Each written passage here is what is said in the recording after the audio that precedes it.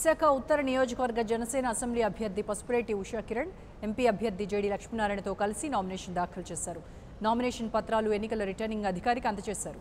అనంతరం విశాఖలో భూ కబ్జాలు పెరిగిపోయాయని ఆరోపించారు జేడి లక్ష్మీనారాయణ. నగరంలో నేరాలు పెరిగిపోతున్నాయని ఆవేదన వ్యక్తం చేశారు.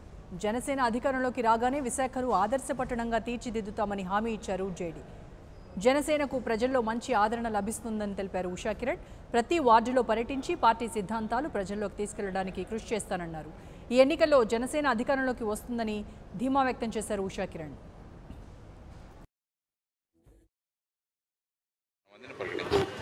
మహిళలకు ఏం చేయబోతున్నాం, ఈ కిలో బియ్యం 2 రూపాయలు 1 రూపాయి ఇవన్నీ తీసేసి వాళ్ళ అకౌంట్లో 2500 నుంచి 3500 రూపాయల వరకు వేయడం, గ్యాస్ సిలిండర్లు ఉచితంగా ఇవ్వడం, ఆ తర్వాత వచ్చేసి మహిళలకు ప్రచారం చేస్తున్నాం అన్నమాట. మమ్మల్ని ఎన్నుకోమని మేము అనట్లేదు, మిమ్మల్ని మీరు ఎన్నుకోండి, మిమ్మల్ని మీరు గెలిపించుకోండి అంటున్నాం. ఆ విధమైన ఒక మార్పు కోరే ప్రభుత్వాన్ని, మార్పు తెచ్చే ప్రభుత్వాన్ని ఏర్పాటు చేయాలన్నది జనసేన యొక్క ఉద్దేశం.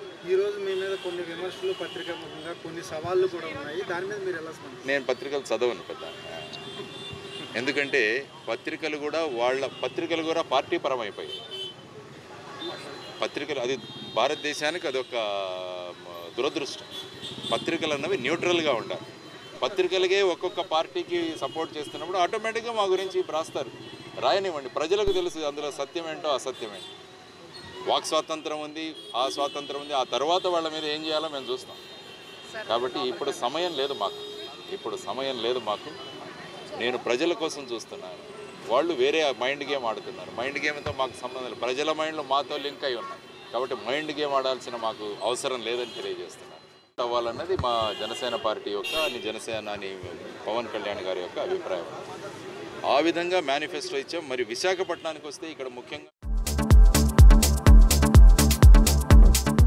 Please subscribe new waves.